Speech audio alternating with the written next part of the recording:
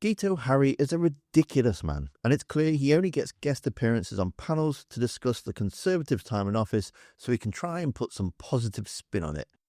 In the space of 2 minutes, he made himself look like a fool for trying to defend the indefensible. So, just to give you a bit of background, Government Minister Andrew Gwynne, in a WhatsApp group, suggesting a pensioner die before the next election because they didn't vote Labour and had their winter fuel taken away. Obviously, this is unacceptable behaviour, and the Prime Minister has sacked them from their ministerial job, removed the whip and suspended them from the Labour Party. Quick, decisive action. Can't argue with that. Contrast that to the previous Conservative governments where investigations would go on for weeks or months on end and nobody could talk about it because there was an ongoing investigation. So, naturally, Sky have Guto Harri, Boris Johnson's former Director of Communications, which is code name for Spin Doctor, to try and twist the life and make Labour look bad. Former Labour advisor Tom Baldwin points out that the swift action was taken and is pointed out that Boris Johnson used to like to keep hold of everybody and anybody, not actually sack anyone, which Guto Harri's response is just bizarre. He tries to claim that he didn't want an ethics advisor to do their job, and then stated Johnson acted decisively once he got all the facts. Well, it's just a blatant lie. Priti Patel faces allegation of bullying staff in 2020, which an independent investigation found to breach the ministerial code. Johnson stood by her. Move along, nothing to see here, stating that he didn't believe that she was guilty. Dominic Raab, despite criticism for handling his Afghanistan evacuation, claiming the beach was closed when he was having a bit of a jolly rather than actually doing his job, kept his position as the Deputy Prime Minister in the Cabinet. Nonsense. The sea was actually closed. It was a... Owen Paterson, accused of breaching lobbying rules in 2021. Johnson initially tried to block his suspension, pushing the reforms to standard processes and changing the whole system rather than accepting the fact that he should have been sacked.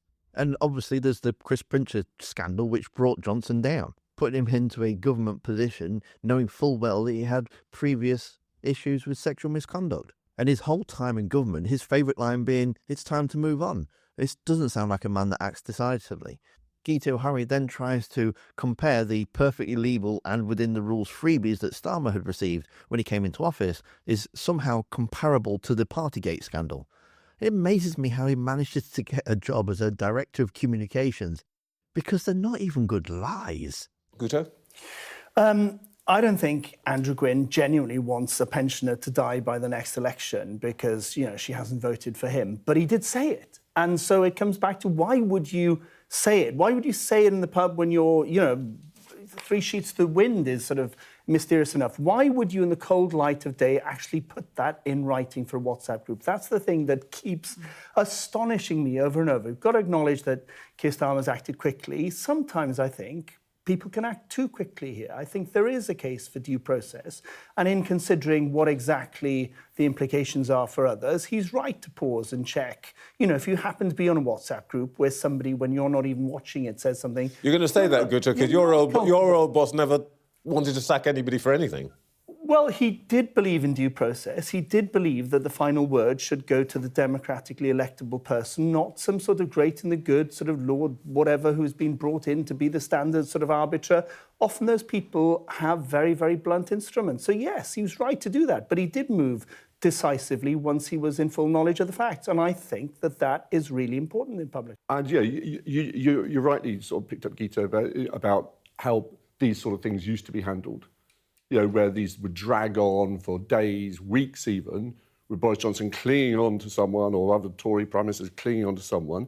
I think it's actually quite a good sign that when you see Andrew Gwynne's comments, that there's no way this man can remain a Labour MP, and he's out before the ink is dried in the newspaper. But steady, you can't have it both ways. You spent 4 years or however long Keir Starmer's been there in opposition, banging on about any time a Tory, and there was lots of opportunities for this, did something a bit like this, you would say this is evidence of the rottenness of the entire Tory establishment. And suddenly this one's now become, just a bad guy and he's got rid of him, problem solved. No, it's a very important distinction to make here.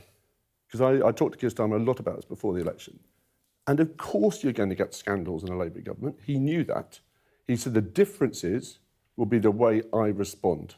No. And he said you can say it in opposition, but people won't know it until they see it. And the speed with which he reacted last night, I think, says something about him. I have to butt in on that one because he said that, and then who was at the heart of one of the first sleazy kind of allegations? But he himself, wearing glasses every day, paid for by a Labour donor, wearing suits, paid for by a Labour donor. Do you think there's moral equivalence with that and parties in Downing Street? Having acting lessons on Christmas Eve. What was that about? Having acting lessons on Christmas Eve. Working rather than vomiting up the walls. That were actually in breach of COVID lockdown rules. My point is, you can't have it both ways. People in glass houses should not throw stones. He made his name off the back of throwing stones at people, and he's come in and he's just as vulnerable as anyone else. That is a classic example of false equivalence. It's not the first time that Guto Harri has appeared on this channel. It's almost like he's still paid to do his job, even though it's clear he doesn't do his job very well, because you can see him trying to rewrite history